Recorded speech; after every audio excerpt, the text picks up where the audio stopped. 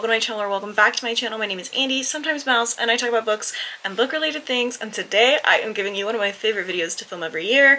That is going to be the Battle Royale, the book's battle to the death. I don't know how I'm gonna word this. I had an idea this morning and it's already left me, but the battle to find out what was the worst book I read this year. Now, obviously, I've already posted my top books of the year, so I've already done this with the top books. I want to give all of the disclaimers in the world that this is just an opinion. Some of these books are on this list because I didn't have any books I disliked more. So if you've watched my monthly wrap-ups, you will have seen that I include the top book of that month and the worst book of that month. And it does not necessarily mean the book was a terrible book. It just means this was the worst book I read this month. With that in mind, some of those books are on this list. Some of these books straight up were the worst book I read, and I'll be interested to see how they successfully duke it out. Now, I like to do this as bracket battles, which I will put over here so we can see what that's going to look like. I have them written down right here, and I'm very excited to go through what these are going to be. The funny thing is that I think at least one of my worst books is on Lexi, Evil Queen Reads, is on Lexi's top books, or was. I don't know if it still is, but we talked about that a little bit this morning and I thought it was a little bit funny. So again, this is just my opinion. This is also no hate to these authors for the most part, just my opinion. If you disagree, that's okay. We can still be friends, unless it's really that big a deal to you, and then maybe we can't. Anyway, before you decide that you hate me, don't forget to like and subscribe and share. I do post videos every Tuesdays and Thursdays at 10 a.m. Central Standard Time, except for the full week of the month, and I do things like stats and content videos like this. So if you're new here, hi, hello, welcome. This is my normal shtick. So let's go ahead and get the ball rolling. Let's talk about the worst books of this month, or of this year. Sorry, I'm so used to filming my wrap-ups. Wow. Again, they'll be in the brackets. They're gonna battle it out. For our first round, we have January's Dirty Laundry by Richard Pink, which was a nonfiction book about how to coddle your ADHD partner into oblivion, basically, treat them like a child or a pet, and also low-key resent them the entire book. And then we have The Marigold by Andrew F. Sullivan, which I read in February, and it's basically men talk about men body parts doing men things during a horror novel where interesting things could be happening, but we're busy talking about somebody masturbating. Yeah. Anyway, of these two books, which one do I consider the worst? And the reason I keep looking on over here is because I have them drawn out in a graph here so I can remember which is which. I'm gonna say, actually, Dirty Laundry was the worst book that I read. I hadn't written a review in a really long time, actually, by the time I read Dirty Laundry, and I wrote a lengthy review for me, considering I wasn't writing reviews anymore. That was kind of intense. This book pissed me off bad enough that I found every one of these people's social media accounts and blocked them. The person who wrote this book is not a doctor of any kind, and at the time of writing the book, they'd only been with their partner for about 3 or 4 years, and also they'd only been diagnosed, the partner they were writing about had only been diagnosed for about a year, and all of this was subjective information based on their own personal experiences. I can't imagine writing a book about ADHD within the first year of me having been diagnosed and asking my partner to do it as well. The audacity to do that. I know I was making ADHD content on TikTok too, but I wasn't trying to write a book about it, you know? Nor was I being referred to like a child who can't take care of themselves and should be resented for it. That shit was crazy. Anyway, Dirty Laundry definitely takes the cake there. Next round, we have All Good People Here versus All Good People Here by Ashley Flowers, which I read in March, versus An Education in Malice by S.T. Gibson, which I read in April. Now, there are two pretty stark differences between the two. All Good People Here is a thriller book by someone who I think runs a true crime podcast. And An Education in Malice was a vampire dark academia book by someone who writes one of my favorite vampire books. Two different vibes there, very much so. The stark difference between the two is that I don't really remember much about what happens in An Education in Malice, because it was so fucking boring. It was so boring that when I was writing down, I was like, why didn't I like this again? Oh yeah, because it was boring and nothing interesting really happened, and it was the flattest, like, standard, stuck to, it was just as expected. Like, nothing, it did not stand out as a dark academia, as a vampire. It just didn't stand out. Nothing about it stood out from any of the others that I've ever read in my life. However, All Good People Here pissed me off. The twist was fucking stupid. I distinctly remember that the twist was stupid. The twist was so stupid that it went from being an okay book, just like, this is fine, like, I don't love it, but it's a thriller and I'll get through it fine, to the twist being so fucking stupid and also make no sense that I said it was the worst book that I read that month. I was like, no, I understand that we put a twist in for the sake of, like, keeping people on their toes, right, and for the sake of the genre, but no, there are some times that a twist does not need to happen, and this was one of those cases. So All Good People Here is going to be the winner of that round. Next up, we have The Myth of Normal by Gabor Mate, which is, you know, a book about how we're all doomed and we're actually never going to live happy lives because society has set us up to be miserable for the rest of our lives. And Three Body Problem, which is a sci-fi book that they somehow made a Netflix series about that was really interesting, and yet the book wasn't. And that one is by Cixin Liu. And it turns out that he's not a great person either, on top of it. So there's that. Interesting combination there. Who will win? The things I didn't like about, so the thing I didn't like about Myth of Normal was that it was, here's everything that's wrong with the whole world, and actually our health is never going to improve. We are never going to get better. Nothing is going to be good because society is never, ever, ever going to be in a place where we can physically rest or fix what ails us. We're actually just doomed to be miserable and feel bad physically forever. I really struggle with that because look, I'm chronically ill and I'm mentally ill and I need hope a little bit somewhere. And I understand that societally we are not built for flourishing personal lives, but I don't need to feel hopeless. And I think writing a book like this does not help, but in fact contributes to the hopelessness. It didn't do anything for me. It did not improve my life. It did not make me want to make any changes in my life. All it did was make me sad. So, Three Body Problem, I felt stupid and bored. That's really it. I felt stupid and bored. And I was also irritated because I really enjoyed the show. And so I'm someone who doesn't usually struggle. I can only think of like one example of a book I read after really enjoying the show and being like, how the fuck did you get this great show out of this terrible book? And that was The Magicians, because the show was great. The book was horrible. And that's how I felt about Three Body Problem. Was like, how did you turn this nonsense into that? I don't understand. I think for which one was worse, is it which one gave me a more of an emotional response? If that was the case, it would be The Myth of Normal.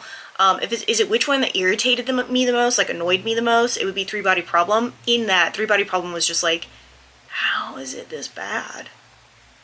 So I think Three Body Problem is going to win here for this one. Next up, we have Three Body Problem was in June, by the way, I didn't mention that. For July, A Sweet Sting of Salt by Rose Sutherland, which is a Selkie retelling, and it's historical fantasy romance, and it was boring. And then for August we have a sequel that never needed to happen, which was The Only Light Left Burning by Eric J. Brown.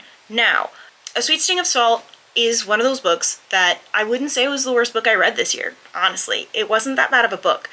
I didn't really have any issues with the book. It just wasn't for me, and I found it boring. I just didn't care that much. It wasn't even that it wasn't memorable or anything, it's just that it wasn't for me. I am not the person that those kinds of books are written for, I think, and so if I remember right, even in the monthly wrap-up, I was hesitant to put it as one of the worst books that month because it was just like, I just really haven't read anything worse than this book this month. So I will say The Only Light Left Burning is going to win in this instance, But I also need to say the reason that it's winning, even if it wasn't up against a Sweet Sting of Salt, it would win to go into the next round probably against most of these. Not most of these, but against some of these.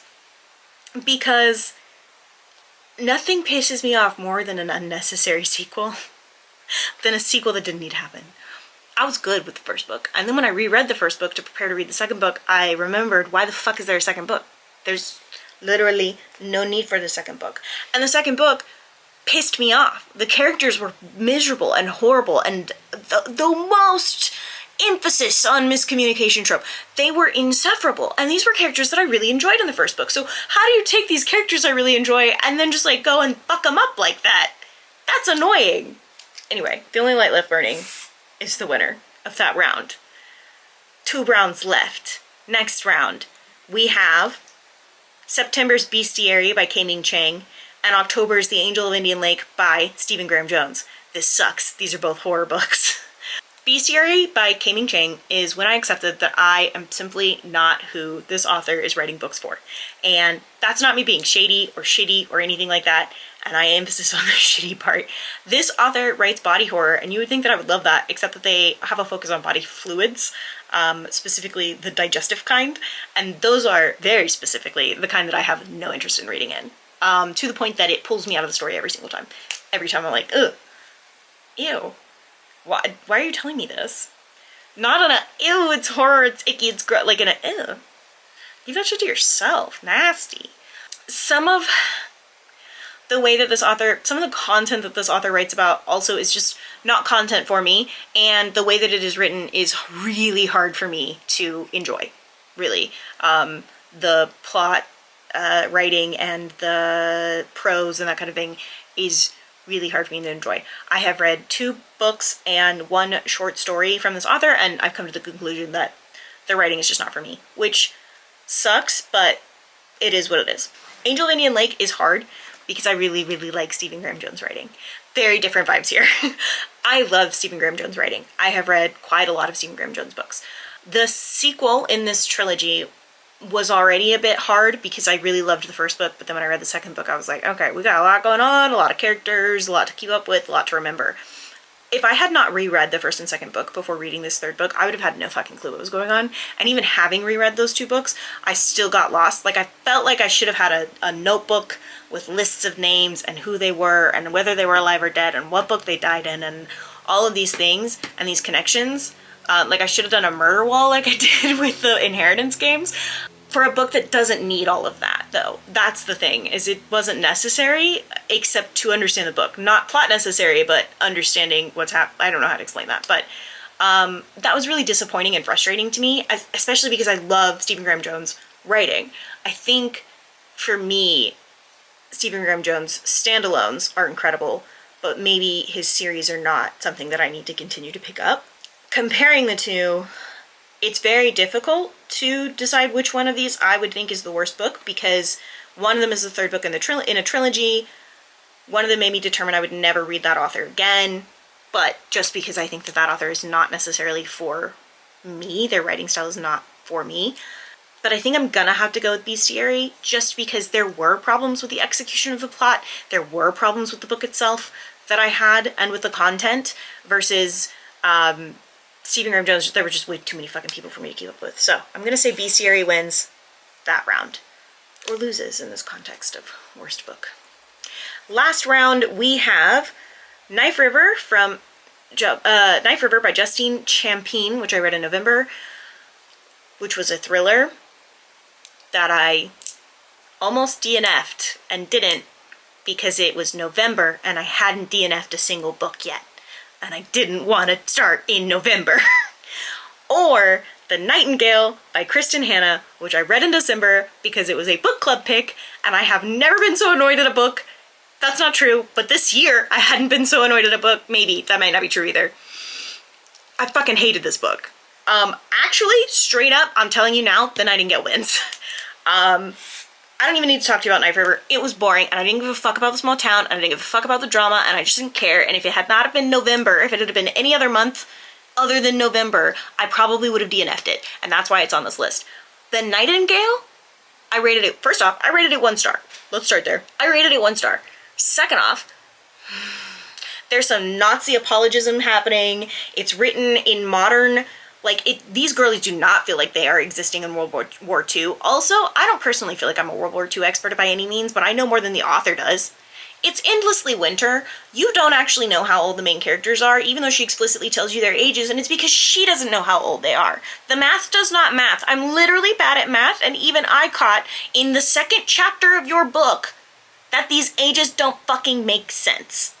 One of your characters wants to cheat on her husband by making out with a Nazi officer, and your other main character is out here going, well, I don't know why my village just surrendered to the Nazis. I would have fought them myself personally, barehanded, barefisted, bit their nuts off. I could have done it.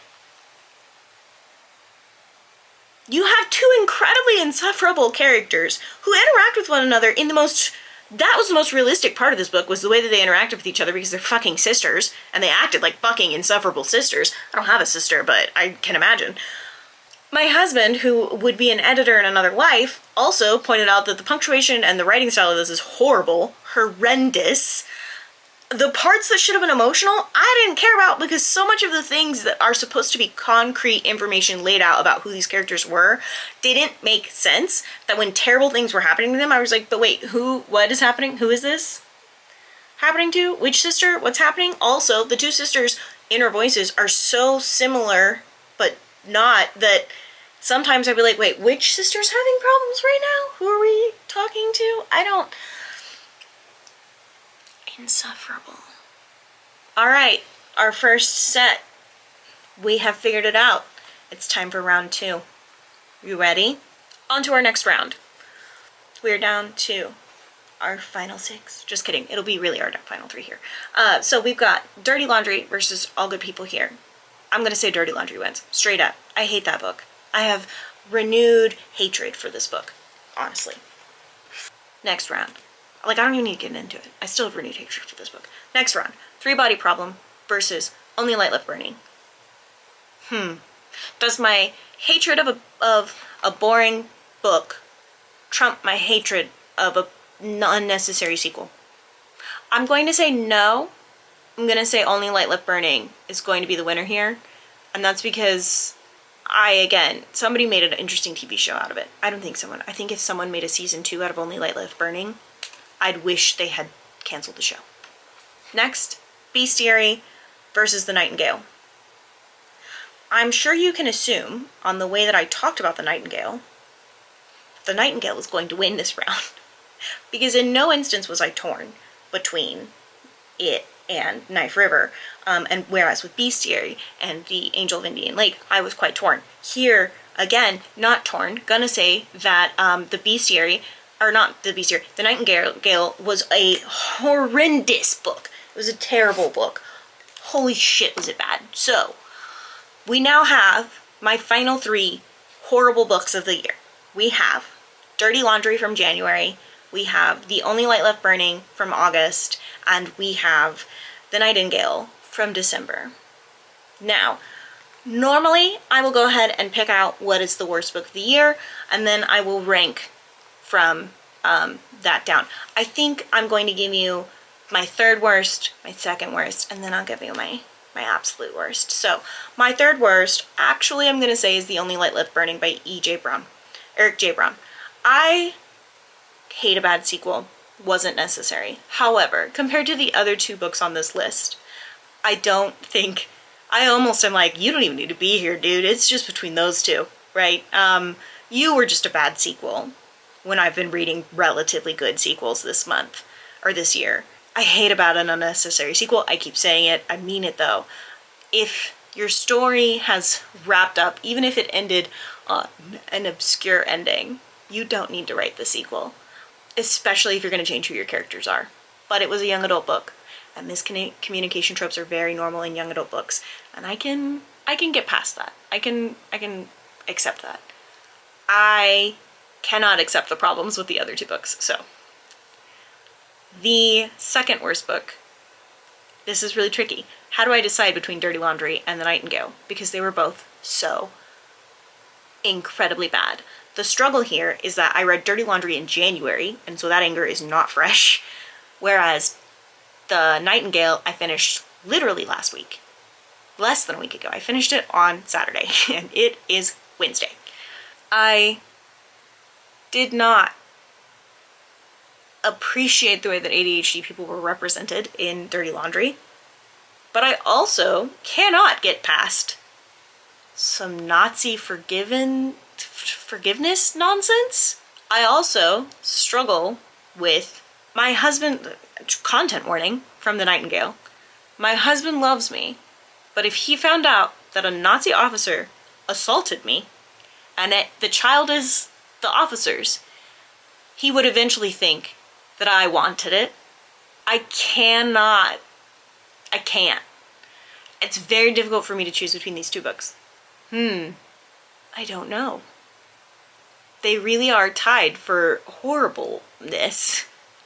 I think I think Dirty Laundry will be my second worst book because The Nightingale has some very clear editing problems and story continuity problems and logic problems that should have been caught. Wow. Also, The Nightingale is like a 4.5 on Goodreads.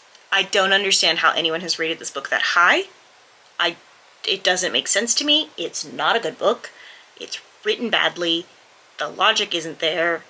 The historical accuracy is not there. The research wasn't done.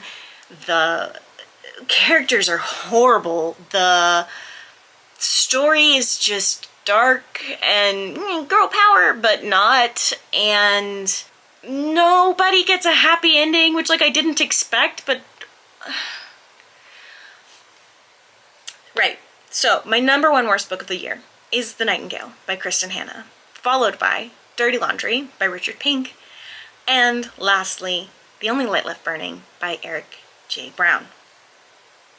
Don't read these books. Or do. Don't read them. Don't do it. Can't emphasize enough. I also think that Dirty Laundry is going to do actual damage to people in relationships with a non-ADHD individual. I'm not in that relationship. My husband and I both have ADHD to some degree, but I think that it will actually be damaging to some extent. I don't think non-certified, non-professional individuals should be writing books about mental health illnesses. Or not illnesses, but like neurodivergency, without any kind of degree or certification or longer than dating your partner for, I do genuinely think that it will cause damage. But let's not have TikTok influencers write books about neurodivergencies, shall we? Yeah, that was it. Now I'm mad again. Dang it. All right. This is going to be a long video. I'm so sorry, and I'm also extremely sorry to editing me, but this is going to be a long video. I hope that you enjoyed it. I hope I didn't piss anybody off. If I did, I'm so sorry, but if I didn't, don't forget, again, to like and subscribe and share.